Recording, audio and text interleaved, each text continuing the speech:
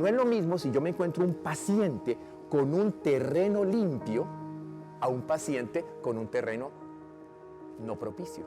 Es toda una estructura de biopolímeros que fabrica el propio cuerpo. Es que ya el paciente venía con el bajo grado.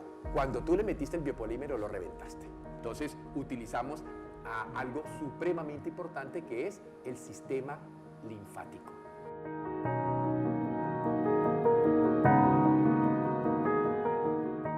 ¿Y qué es el sistema linfático? Ahí lo vemos, Carlitos. Resulta que todo el mundo piensa, o para todo el mundo es claro, el sistema arterial, las arterias, el sistema venoso, las venas, y hay un tercer sistema circulatorio. Nosotros no tenemos solamente arterias y venas, tenemos linfáticos. Que nos lo enseñaron en la Facultad de Medicina, pero que nunca lo vimos y nunca lo entendimos. Y eso es lo que tú acabas de decir es tan cierto, Carlos, porque este sistema linfático es el gran olvidado de la medicina. ¿Y qué pasa aquí? ¿Cuál es la función de este sistema linfático? Es el sistema de las cañerías. Por la sangre, las arterias llevan la sangre con los nutrientes y el oxígeno para llegar a los órganos. Y luego, el órgano, la célula procesa y aparecen desechos. Y los desechos pueden ser de tamaño grande o de tamaño pequeño. Si los desechos son de tamaño pequeño, se van por las venas. Pero si los desechos son de tamaño grande, mayores de 300 Dalton, entonces solo se pueden ir por vía del sistema linfático. Y allí es entonces, esto te toca ver a diario, la señora, ay doctor, ¿qué voy a hacer con la celulitis? ¿Y qué voy? Eso es pura falla, puro estancamiento del sistema linfático. ¿Por qué? Porque el sistema linfático ahora ya empieza a haber una técnica maravillosa que se llama drenaje linfático, que es algo manual que te ayuda a moverlo. Pero, por ejemplo, una de las causas mayores del estancamiento del sistema linfático es que la gente no toma agua. Carlito, nosotros estamos hace ya más de año y medio, 2 años que conseguimos el software de la Universidad de Karolinska para hacer lo que se llama el NutriTest. Y en el NutriTest la persona durante 3 días nos toma con el teléfono celular fotos del desayuno, el almuerzo, la comida, los entredías, todo lo que consume.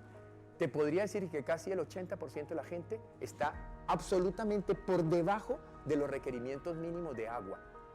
La gente no toma agua. Y 3/4 partes de nuestro organismo Claro, son agua como el planeta. Claro. Como el 70% del cuerpo es agua. Entonces no hacemos tampoco el recambio de agua. ¿Y qué pasa? Que si tú no te hidratas bien, entonces el sistema linfático pues no tiene la posibilidad de ir moviendo y de ir favoreciendo que las basuras pesadas salgan. Y este es un gran problema porque la medicina solamente piensa en el sistema linfático de golpe cuando ve una elefantiasis o cuando le hacen la cirugía del cáncer de mama a la señora que el brazo se le hincha, ¿no es cierto? Porque le sacaron los ganglios linfáticos y todas las cosas, el famoso linfedema. Pero de resto, eso lo aprendimos en anatomía y en fisiología y nunca más volvimos a pensar. No se ve, solo vemos unos ganglios, los vasos jamás. Claro, nunca los vi. Claro, porque son muy transparentes. Y la linfa, que era lo que los antiguos, como Vesalio y todos esos, hablaban de la sangre blanca, ¿no? La sangre blanca, porque evidentemente veían que circula, pero la linfa es transparente. Y describieron la cisterna del kilo por eso, porque era blanca por la grasa. Claro, claro. Y eso es tan importante porque, por ejemplo, fíjate, ¿qué ves tú? Tú ves una mujer con una cara muy linda, un cuerpo muy bonito, unos senos bien normales, llegas al ombligo y de ahí para abajo, el desastre. Totalmente gorda, totalmente anormal, con una cantidad de celulitis, etc. ¿Dónde está trancado? En lo que se llama la cisterna del kilo, que tú acabas de nombrar. Pero resulta que esta cisterna de kilo está exactamente debajo del diafragma. Y las mujeres no saben respirar, los hombres tampoco, claro. Pero ellas a veces no saben respirar y entonces todo el tiempo están respirando superficial. Superficial. No usamos el diafragma, que es algo que nosotros ahora le enseñamos mucho a la gente, ejercicios de respirar e inflar el estómago para que el diafragma baje. Cuando el diafragma baja y sube, la cisterna del kilo, que está exactamente debajo, sufre una cosa que se llama efecto Venturi. El efecto Venturi es que hace y chupa. Y toda esa linfa que está estancada del ombligo para abajo y que es lo que las señoras sufren tanto porque las hace ver con la piel fea y todo, empieza a pasar al conducto torácico, llega al corazón, llega al riñón y se elimina. Yo aprendí de linfa y del sistema linfático lo que sé contigo y con cirugía plástica, porque yo conozco al doctor hace muchísimos años.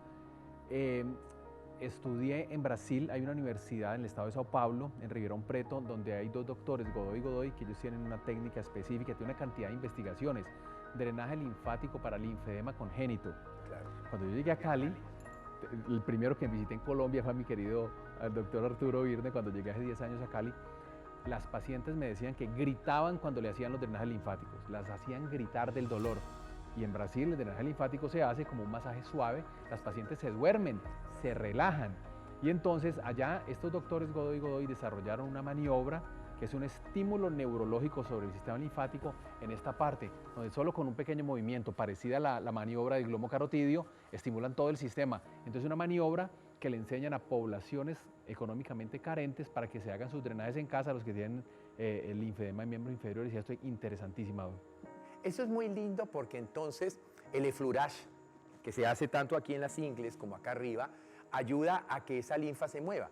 Pero cuando nosotros empezamos a hacer drenaje linfático en la clínica, las pacientes se extrañaban porque estaban acostumbradas a lo que tú dices, a un drenaje linfático que era como una tortura, y de golpe llegaron y el drenaje linfático aquí les iban haciendo, se iban haciendo unos movimientos así. Claro, piensa que tú tienes un vaso, una manguera llena de líquido. Si tú le haces así, empiezas a crear ondas, ¿no es cierto? Empiezas a crear ondas. Si hidratas muy bien al paciente y les haces estos masajes, entonces estás movilizando toda esa basura. Entonces, si por ejemplo, los cirujanos plásticos, antes de llevar el paciente a la sala de cirugía, sobre todo porque generalmente, ya que entonces tal vez y entonces las cirugías terminan siendo unas cirugías supremamente largas, esos pacientes no están bien preparados. Entonces, por ejemplo, estos pacientes, si los drenamos desde el punto de vista de drenaje linfático, pues ya estamos moviendo la basura que era lo que estaba haciendo que el sistema se inflamara. Desocupamos las vías. Desocupamos las vías y además los hidratamos bien y además le ponemos nutrientes esenciales. A veces la gente, cuando va, por ejemplo, a la clínica, se sorprende cómo ponemos de vitamina C. Y muchas personas me dicen, ¿usted por qué pone tanta vitamina C? Porque la vitamina C es el nutriente más importante de la matriz, de este medio ambiente, de este terreno que rodea las células. Y nos enseñaron que había que tomar disque 300 o 400 miligramos de vitamina C. Eso es equivocado. La vitamina C en el cuerpo debe ser en muchas mayores cantidades. Y cuando estás inflamado o cuando estás en un trauma quirúrgico o vas a ser sometido a un trauma quirúrgico, hay que poner cantidades realmente que llegan a ser muy significativas de vitamina C. Pero me enseñaron en la facultad que la vitamina C, el déficit le daba a la gente que viajaba en los barcos cuando la conquista de América y nunca más. Y yo nunca vi un déficit de vitamina C. Claro, pero es que allí viene el punto importante. Ese es el gran error que a veces cometemos en medicina. Para la medicina, la vitamina C solo sirve para tratar el escorbuto. Y se pensó que la única función de la vitamina C era prevenir el escorbuto. Pero cuando nos hemos dado cuenta, por ejemplo, de que la vitamina C es fundamental para la formación del colágeno, entonces, ¿qué empezamos a darnos cuenta? Que todo lo que serían las arterias, todo lo que serían los tendones, todo lo que serían los huesos, todo lo que sería la piel y los tejidos que se llaman conectivos, o sea, los tejidos que conectan, dependen de que tú estés fabricando colágeno.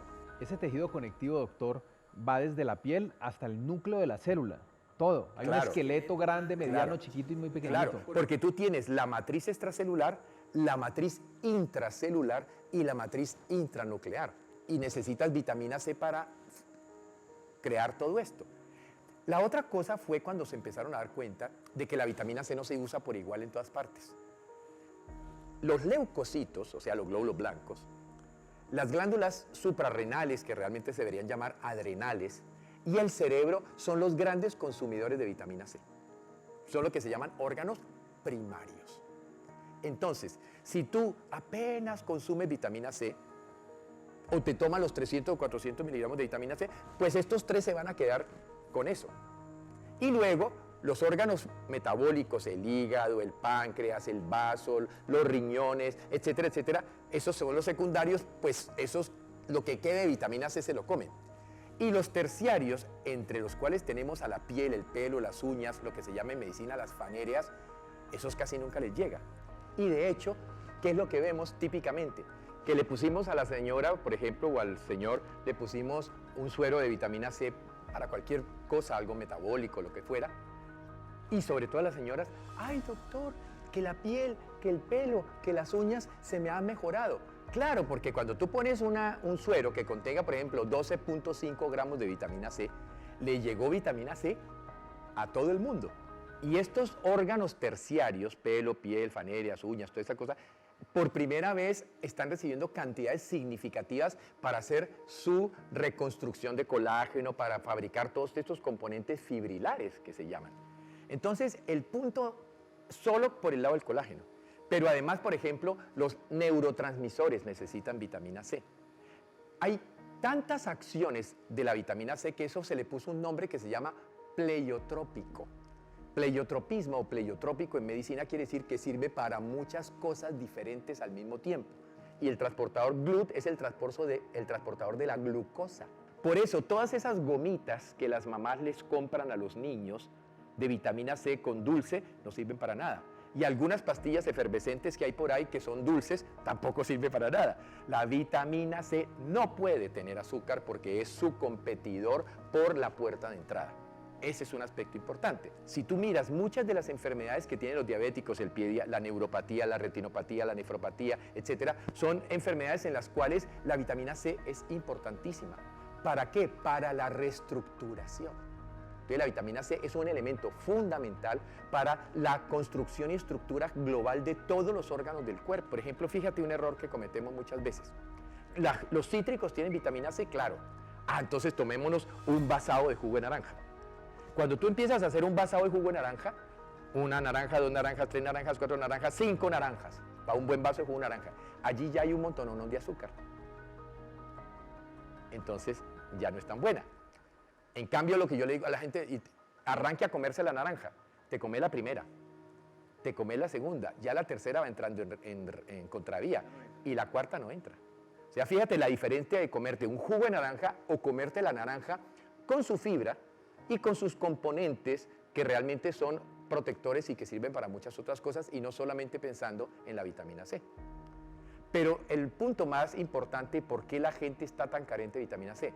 Porque primero, no come vegetales, no come ensalada, no come frutas, no come cosas ricas en vitamina C, pero come mucho pan, galletas, tortas, pasteles, harinas, que al final se convierten en azúcar que compite con la vitamina C.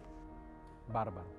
Doctor, y volviendo entonces al campo de la inflamación, ¿qué podríamos decir en el sentido del biopolímero xenobiótico, el polímero inyectado en la paciente, la inflamación, qué pasa durante el tiempo y cuál es la consecuencia que la lleva, qué pasa con la cirugía de esa paciente? Vámonos por allí.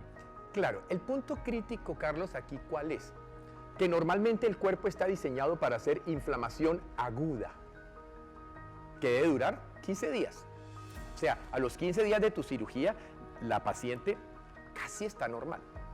Tiene todavía algunas dificultades más de orden mecánico por el corte de tejidos, la aproximación cuando se ha retirado alguno, pero de resto, inflamatoriamente ya no hay. Y allí es pura cuestión del trabajo de la masajista y del trabajo de movilización, etc. Pero cuando yo tengo una cosa que el cuerpo la reconoce como DAMP, DAMP es patrón molecular de daño, DAMP, Damage Molecular Patterns, patrones moleculares de daño. Esa cosa molecular, ¿eso qué es? Entonces el sistema inmunológico viene y mira esta vaina qué es y no logra entender, pero entonces llegan los macrófagos a tratar de comérselo y no funciona, porque molecularmente no se deja fagocitar, porque no es un material orgánico. Y es demasiado grande. y es demasiado grande. Entonces era como tener pues el pedazote y los macrófagos que son un montonón ahí pegaditos, pero no le logran hacer daño. Intentan hacer lo que se llama proteólisis y entonces liberan enzimas para tratar de disolver eso. Tampoco lo pueden disolver, pero esas enzimas sí empiezan a dañar los tejidos. Son supremamente tóxicas. Si no consigues matar aquello que querías matar, dañan al propio tejido. Claro, claro, porque entonces ocurre lo mismo que ocurre con las enfermedades autoinmunes. Y de hecho, en las investigaciones de biopolímeros se llegó a encontrar el famoso síndrome ASIA, que es prácticamente como si fuese una enfermedad autoinmune. Porque el tejido que contiene estos biopolímeros, ahora el sistema inmunológico decide que ese tejido no es bueno y que por lo tanto hay que eliminarlo. Y empieza un proceso de inflamación persistente que los americanos le están llamando low grade inflammation, inflamación de bajo grado, que es un arrocito en bajo, como decimos aquí en Colombia, ¿no es cierto? Es como tener un arroz en bajo. O sea, eso está inflamado, inflamado, inflamado. ¿Qué te dije antes? La inflamación está diseñada para ser aguda. 15 días. Y convertirse en aguda exudativa. O sea, saque. La crónica se vuelve crónica proliferativa. Y por eso tú lo primero que empiezas a ver es que donde estaban los biopolímeros empiezan a aparecer de volumen, como turupes, ¿no es cierto? Como le llaman, ay, que me está saliendo un turupe. Claro, empiezan, ¿qué hace? Como no lo puedo comer, como no lo puedo disolver, lo voy a rodear. Y forma lo que se llama un granuloma cuerpo extraño. Y entonces empieza a rodearlo. Pero entonces ese material rodeado ahora por componentes del sistema inmune, todo el tiempo le está diciendo al sistema, aquí hay un problema. Y entonces la inflamación no para de estar activa. Y eso va contra natura, porque la inflamación no está diseñada para que sea crónica persistente. Una paciente con biopolímeros del 0 al 10, refiriéndonos en esta regla, en esta cinta métrica, a inflamación por biopolímeros, ¿dónde se encuentra desde el momento que le inyectan el biopolímero? Desde el momento que le inyecta por biopolímero va pasando todas las fases. Lo que pasa es que tú te acuerdas, así como dijimos que de 0 a 5 podía no haber nada, pues a ti te ponen el biopolímero hoy. ¿Y qué ocurre? ¿Quién eres tú? ¿Cómo te alimentaste? ¿Qué condición de terreno tenías? Entonces esa es la gran diferencia para que tú puedas encontrar una persona que hace una mínima respuesta al biopolímero o una persona que hace una respuesta catastrófica al biopolímero. Cuando yo pienso como cirujano que le tengo que meter cuchilla a una paciente, que la debo operar, ¿todas las pacientes deben retirarse eso o yo debo esperar a que pase de 5, llegue a 6, llegue hasta 10 para operarla? No, porque 10 ya se te murió. Sí. No, evidentemente hay que actuar lo más rápido posible. Ojalá pudiéramos actuar en la fase silenciosa. O sea, biopolímero dentro del cuerpo es una bomba de tiempo. ¿Cuándo eso va a explotar? No lo sé. Puede ser, y algunas habrá que nunca les explote, ¿no es cierto? Pero casi siempre cuando empiezas a mirar, eran personas, deportistas, que hacían a lo mejor yoga, que tenían una dieta buena, que comían bastante alimento equilibrado. Retrasaron más la llegada a esos altos números, pero estaban de todas maneras la bomba de tiempo está dentro. Ahora, indudablemente, ¿cuál es el problema? Y es lo que tú más te encuentras. Te encuentras personas que recibieron los biopolímeros en la época en que esto no se pensaba que importara, ¿no es cierto? Hubo una época en que indudablemente, pues eso era casi, todo el mundo quería poner biopolímeros porque era, y además para el médico producía rentable, ¿no es cierto? Cuando ya empiezan a aparecer los problemas, entonces ya empiezan a ver las primeras publicaciones y empiezan ya, digamos, la gente seria en el trabajo a pensar qué pasa aquí. Esto en muchos centros de estética, personas que no tenían formación profesional aplicaban biopolímeros. Entonces, así la parte médica paró, continuó mucha gente siendo tratada o manejada por personas no médicas que no medían las consecuencias a largo plazo que podían tener los biopolímeros y que por consiguiente todavía tenemos muchísima gente con biopolímeros adentro. Pero la verdad es que el punto crítico, porque yo he visto tus fotografías y tú me has explicado y he visto los videos, es que, digámoslo así, no es tan exacto, pero para que la gente entienda, el biopolímero camina, se mueve. Y entonces el biopolímero puede irse fraccionando en pequeñísimas bolitas que van por los linfáticos o van por las cápsulas perineurales, etcétera, y se van moviendo por todo el cuerpo. Entonces tú pusiste el biopolímero en alguna parte y lo puedes encontrar meses o años después en distancia, en el cerebro.